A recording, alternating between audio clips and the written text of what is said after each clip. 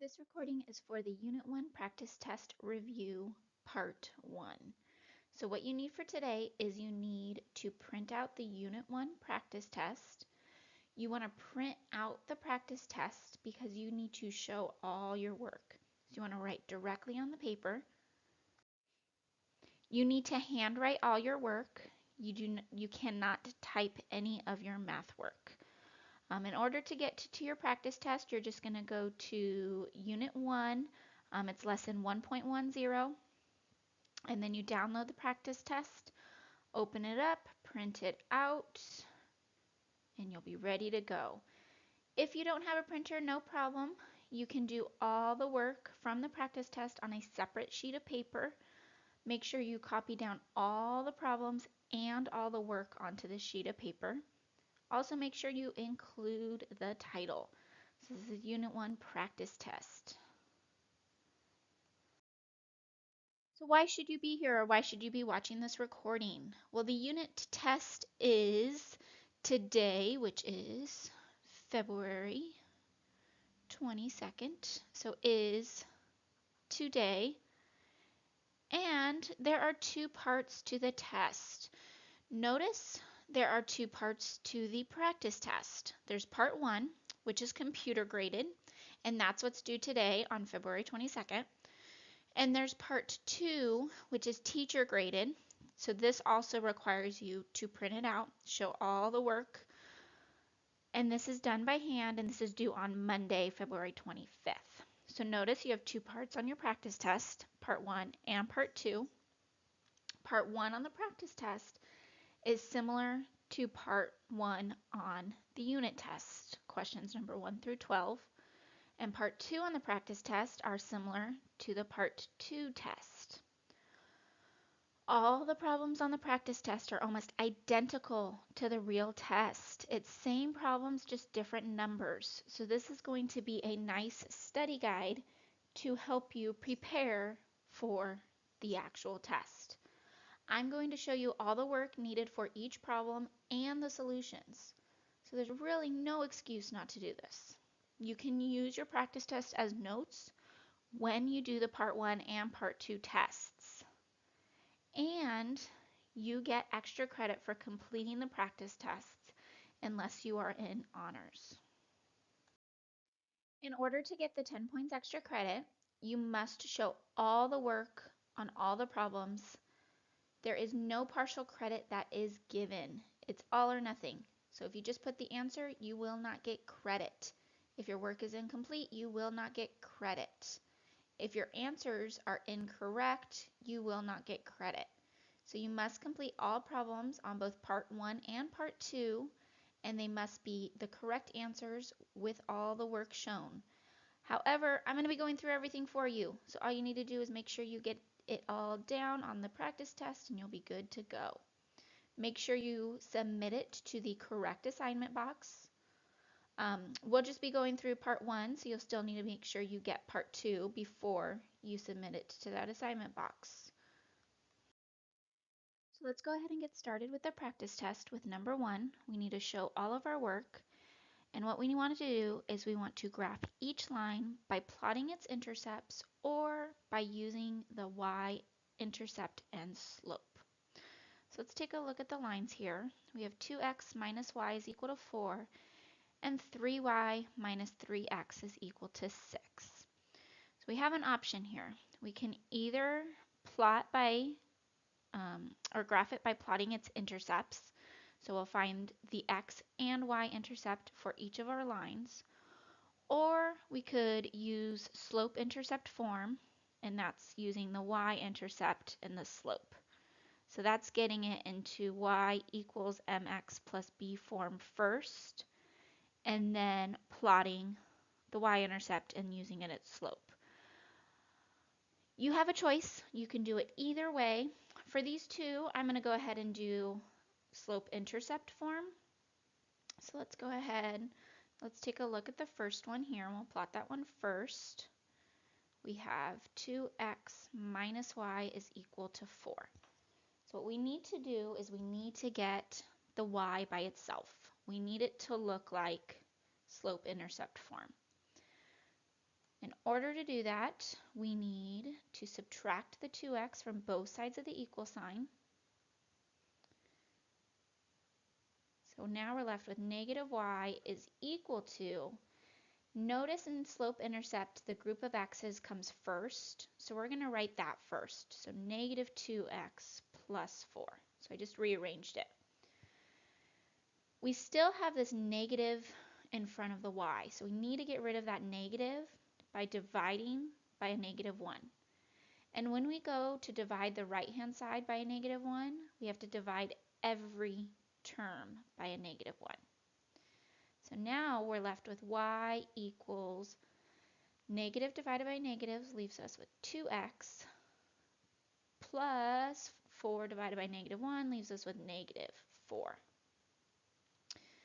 So now it's in slope-intercept form. We just need to identify the y-intercept. So the b is going to be negative 4, and our slope is 2. But remember, we always want to think of slope as a fraction, so it's like 2 over 1. So we plot our y-intercept first by going down 4.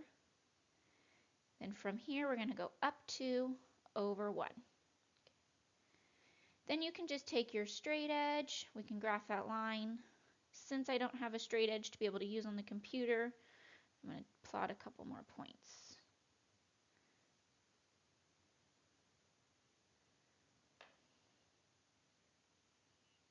So I can get a straighter line here.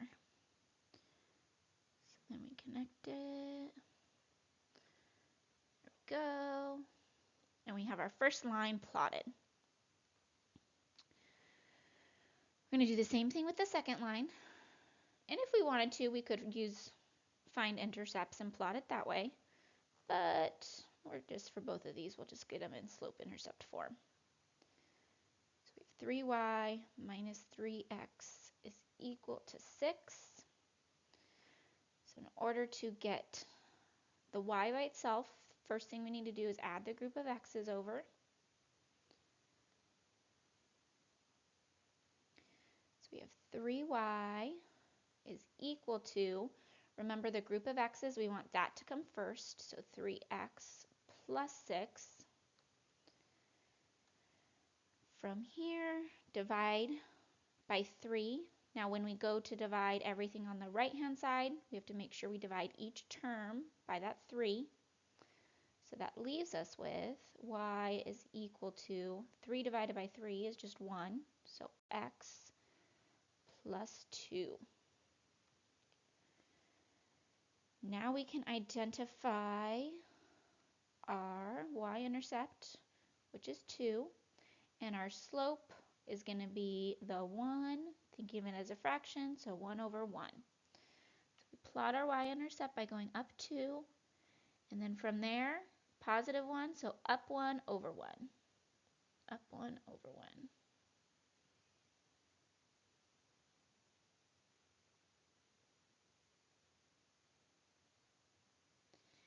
All right, take our straight edge. Oh.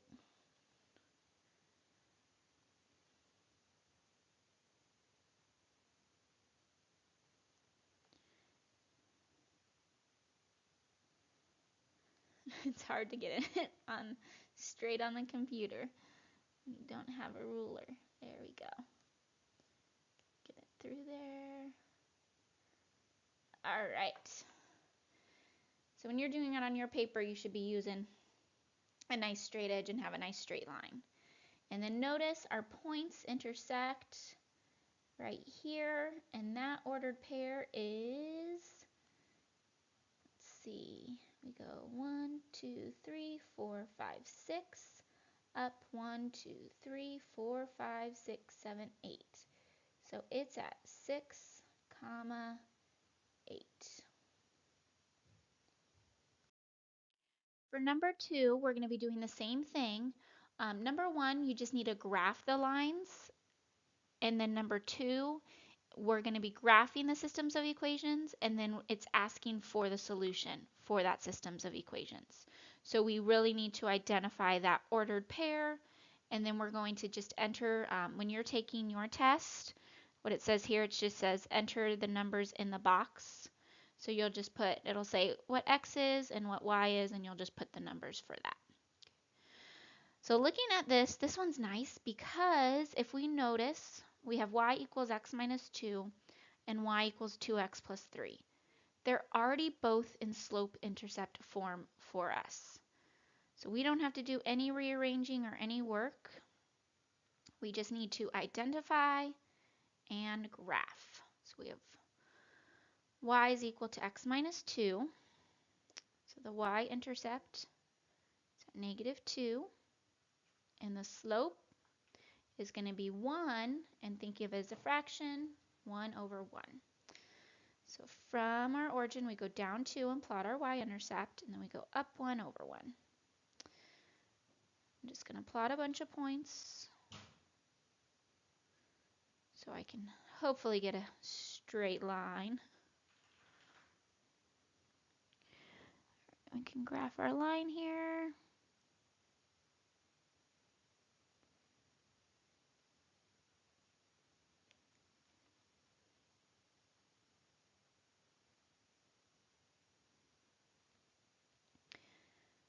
All right, and for the second line, we have y is equal to 2x plus 3. So our y-intercept in this case is 3, and our slope is 2, think even as a fraction, over 1. So we first go up 3.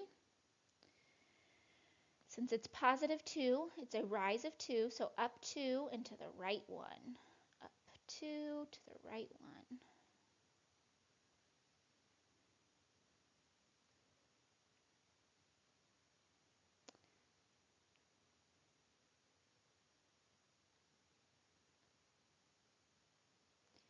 All right, taking our straight edge.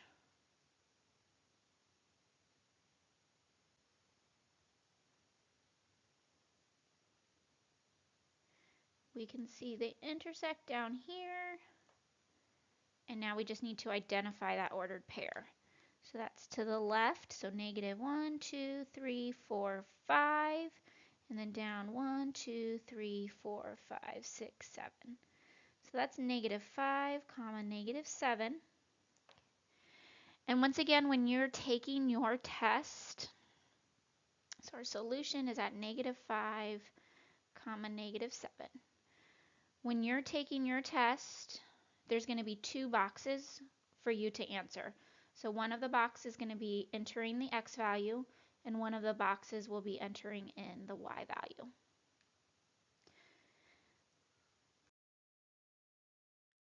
For number 3, a systems of linear equations is graphed, and we're just asked which ordered pair is the best estimate for the solution to the system. So if we take a look here, the graphs, they're already plotted for us.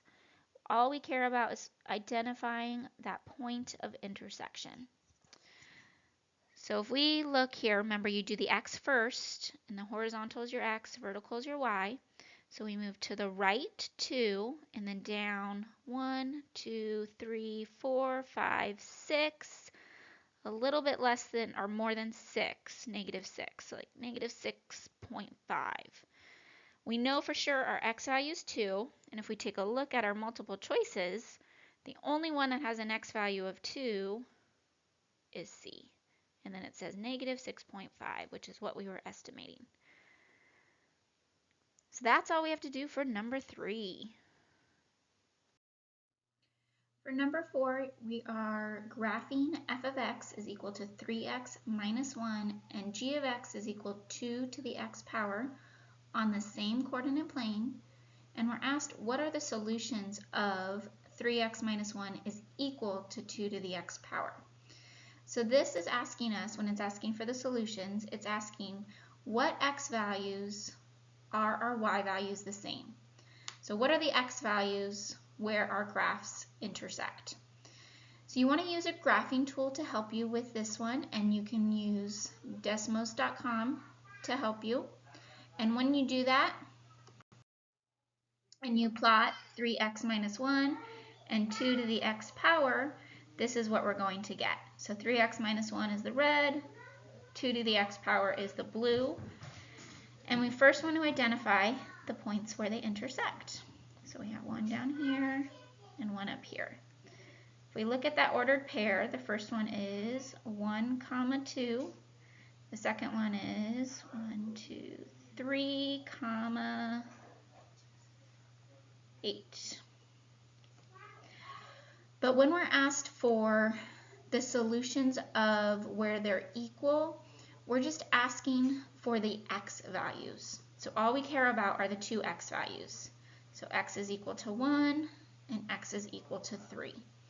So we're going to go ahead and circle 1 and 3. And that's it for number 4. For number 5, we're given the functions f of x is equal to negative 1/4 x plus 2 3/4, and g of x is equal to 1 to the x power over 2 plus 1 are shown on the graph. So the graph is already going to be given for you, and it's asking what numbers are solutions to those two graphs being equal. So when you're taking your test, it will be a multiple choice, but for this one, we're just going to do the same thing like we did in number 4. We're going to identify the points where they intersect. So this is at negative 1, 3, and at 7, 1. And all we care about are the x values. So the x values where our y values are the same. So negative 1 and 7. So we can just say negative 1 and 7.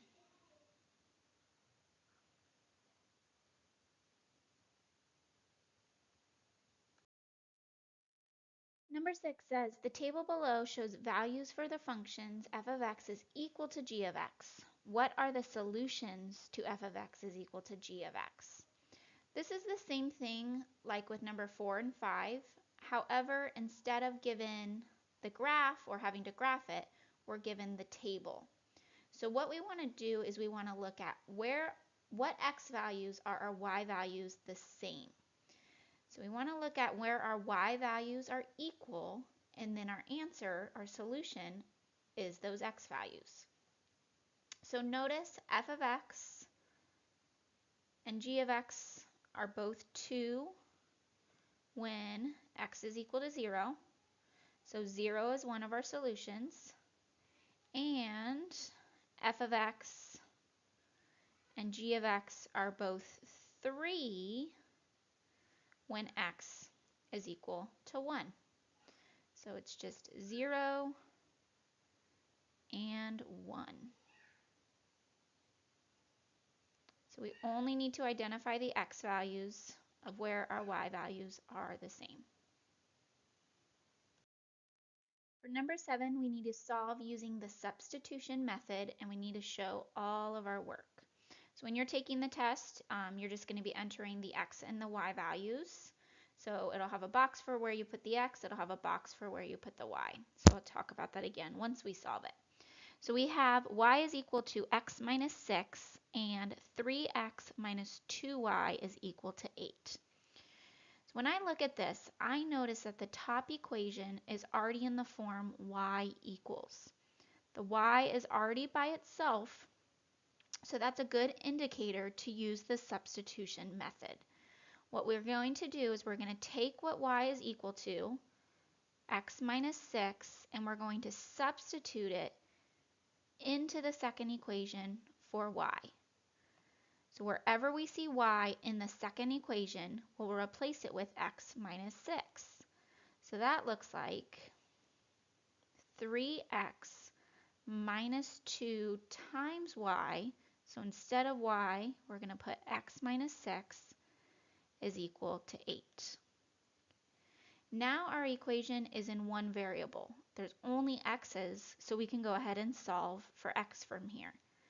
So we have 3x, and now we need to distribute the negative 2 through.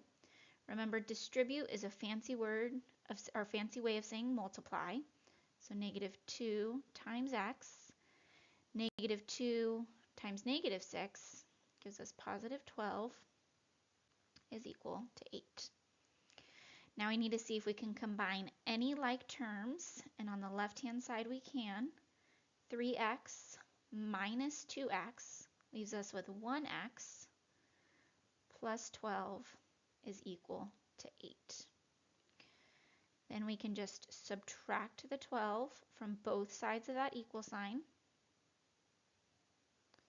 And we have x is equal to 8 minus 12 is going to give us negative 4. Now from here, we need to figure out what our y value is. So we take what our x is, and we're going to substitute it back into one of the original equations. So if we go back up here, one of the original equations up at the top. And it doesn't matter which one you do. In the end, you will still get the same solution for y. However, for this one, since the top equation, the y is already by itself, I want to take negative 4 and substitute it into the top equation, because that's going to just make it a couple less steps to help us solve for y. So y is equal to negative 4 minus 6. Negative 4 minus 6 is negative 10. And now we just need to write that as an ordered pair. So x is negative 4 and y is negative 10. Now when you're taking your test, you're going to just be entering it in the boxes. So it'll have a place for you to enter the x value and it'll have a place for you to enter the y value.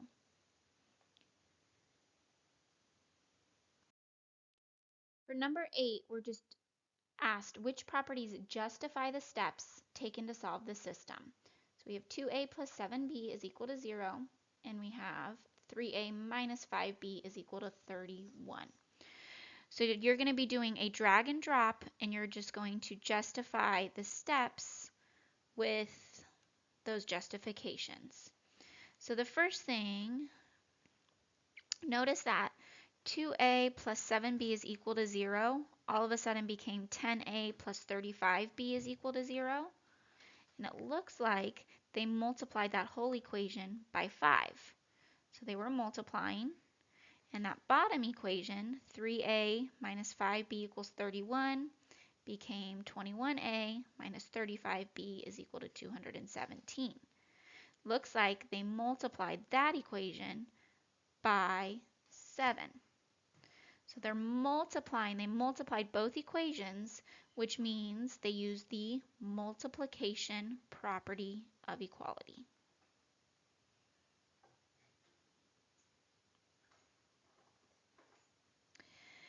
Then from here, if we were to put those together, and if we were to line those up on top of each other, like we do with linear combination, so if I just kind of put this down here real quick so we can see.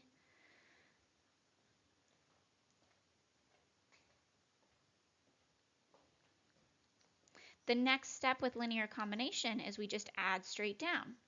So they would use addition property of equality. So that's going to be F.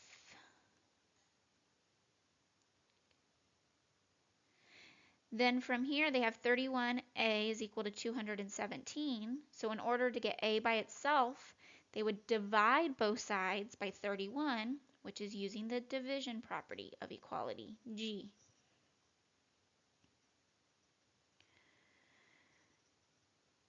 Then from here, they would take a and then substitute it back into one of the original equations, and it looks like they did the top equation here, but that's just the substitution property of equality, which is D.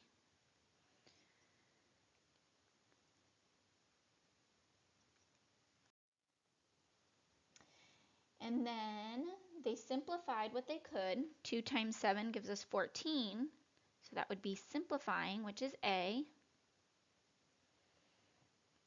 And then they have 14 plus 7b is equal to 0. So we need to get that 14 on the other side. So they subtracted 14. So that's C, subtraction property of equality. And then lastly, to get b by itself, they divided both sides by 7, which is the division property of equality. That's it for number 8.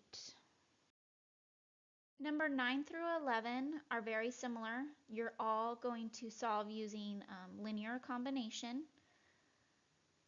So we're just going to look at one example, and that's going to cover 9 through 11 for the practice test, and it's going to be your example for 9 through 11 on your unit test. So we want to solve using linear combination. We have 3a plus b is equal to 4, and 2a plus b is equal to 5. So here, notice how none of the variables are already solved for itself. We don't have a equals, we don't have b equals. Everything's already lined up. All the a's are lined up on top of each other, all the b's are lined up, and then equals the constant. So this is a good indicator for us to use linear combination. The point of linear combination is for us to add the two equations together and for one of the variables to eliminate. So if we were to take what we have here, I'm just going to go ahead and write it down here, and we were to just try and add them together as is, we would get 3a plus 2a is 5a, 1b plus 1b is 2b is equal to 9. So notice here, none of the variables eliminate. We still have an a, we still have a b. We don't want that. We want one of the variables, we need one of the variables to eliminate. So that's not going to work. So what that means is that we need to manipulate one of the equations to make it so the variables will eliminate. Notice with the b's, we have 1b and we have 1b. If one of those b's was negative, it would just cancel out. So what we can do is we can multiply one of the equations by -1. And when you multiply one of the equations, you have to multiply everything in that equation by that number. So the top equation, we're still going to keep the same. 3a plus b is equal to 4. But now the bottom equation, every term in there, we're going to multiply by -1. So -1 times 2a is going to give us -2a. -1 times b gives us -b is equal to -1 times 5, -5. Now if we add straight down, 3a minus 2a leaves us with 1a, or just a. 1b plus a -b, or a b minus a b, those cancel out, equals 4 plus -5, or 4 minus 5, is -1.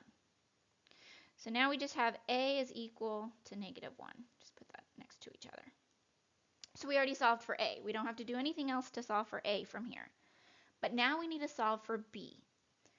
So we're going to go back into one of the original equations, and this one, it doesn't really matter. We can do the top equation or we could do the bottom equation, and we're going to substitute in -1 for a. Let's go ahead and just do the top equation. So wherever we see a, we're going to replace it with -1, and then we're going to solve for b. So 3 times -1 is -3, plus b is equal to 4. Add 3 to both sides of the equal sign. And we get b is equal to 7. Now putting that as an ordered pair, whatever letter comes first in the alphabet is what's going to go first in your ordered pair. So -1 is our a, 7 is our b. So -1, 7 is our solution. And lastly, for number 12, we want to use a systems of equations to solve this problem. Dr. Graham currently has 2 acid solutions. She only has a 60% acid solution and a 20% acid solution in her lab. Dr. Graham needs 30 liters of a 50% acid solution to conduct an experiment. How many liters of each solution should she mix together? We're going to let x equal the amount of 60% solution and let y equal the amount of 20% solution. So if we think about it, we have our 60% solution here. So this is our solution we got going on over here. This is our x.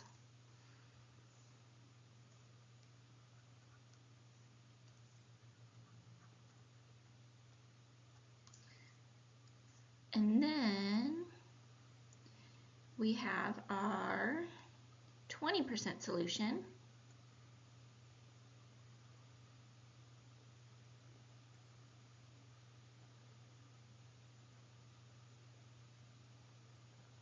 This is our y. And in total, we need 30 liters of a 50% acid solution. So what we need is we need 30 liters total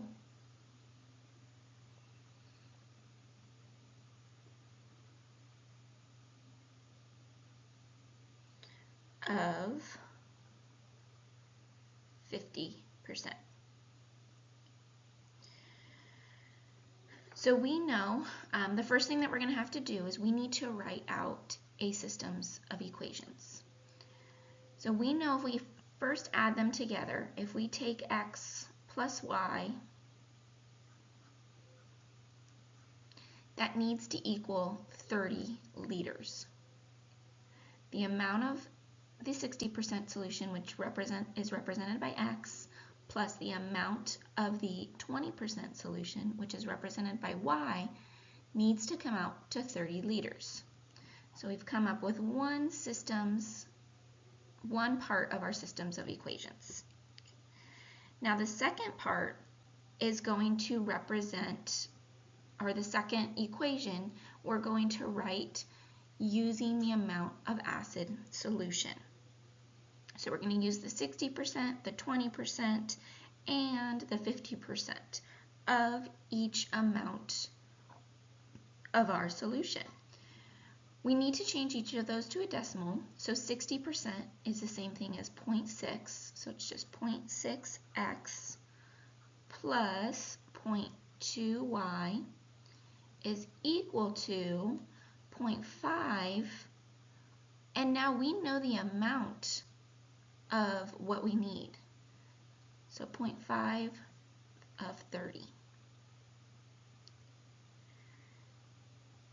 And now we have our systems of equations. Everything is set up.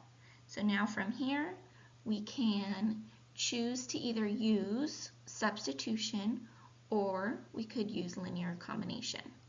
So I'm going to go ahead, I'm going to rewrite these up here. So we have x plus y equals 30. Now we have 0.6x plus 0.2y equals, and now we can simplify this 0.5 times 30. So 0.5 is saying half of 30, which is 15. Okay, so once again, now we have a choice. We could either use linear combination or we could use substitution. Either way, you will get the same solution. So for this, let's go ahead, let's use substitution, and let's make the top one, we could either get the x by itself or the y by itself. Let's get the y by itself. So if we have x plus y is equal to 30, in order to get the x by itself, we need to subtract x from both sides. So we have y is equal to 30 minus x.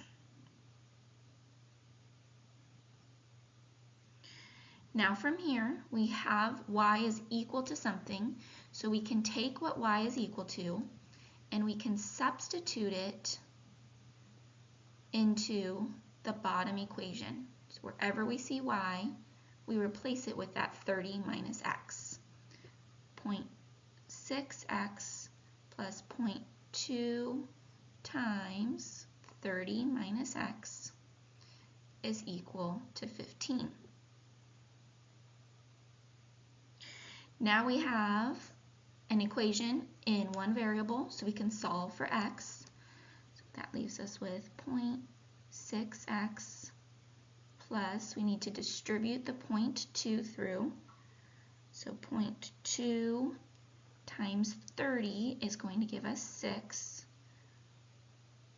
minus 0.2x is equal to 15.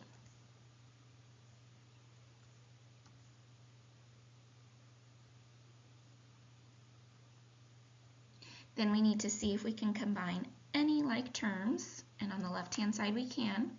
We have 0.6x minus 0.2x, so that's going to give us 0.4x plus 6 is equal to 15.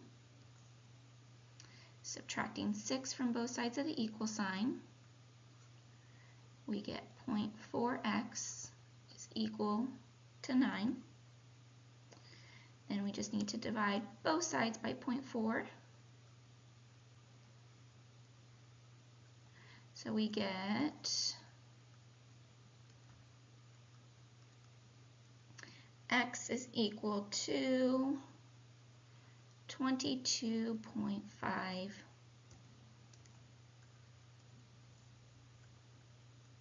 and it'll be liters, but we'll label that at the end. So 22.5. So now we have what x is equal to. So we can go back to one of the original equations and plug in what we have for x to help us get y. So we could go back and we could go to the very top equation, x plus y is equal to 30, since we don't have to deal with decimals. But remember how we rearranged that equation? So it was already in terms of y. So we got y is equal to 30 minus x. It's the same equation, it's just rearranged to look how we want it to. So we could plug it in to y is equal to 30 minus x. Because it's the same equation as our very original equation, and that's just going to save us a step when we're solving for y. So y is equal to 30 minus 22.5, and 30 minus 22.5 gives us 7.5. So now the question is asking how many liters of each solution should she mix together? So we just need to answer that, and we'll say she needs 22.5 liters of the 60% solution, and she needs 7.5 liters of the 20% solution. And when she mixes 22.5 liters of the 60% solution and 7.5 liters of the 20% solution, she'll get 30 liters of the 50% solution. Now what? Do not submit your practice test to the course until you finish part 2 on Monday. So part 2 is not done yet. You do not want to submit the practice test until both part 1 and part 2 are completed. You need both parts in order to get the full points. Go ahead and take the 1.11 Unit 1 Part 1 test today. So you can use the practice test on questions 1 through 12 to help you while you are taking the Part 1 test today. And then you want to make sure you attend the Part 2 review on Monday, February 25th. We're going to be reviewing questions number 13 through 15 on the practice test, which are very similar to the real Part 2 test. Remember, you can use your practice test as notes while taking both the Part 1 and Part 2 tests.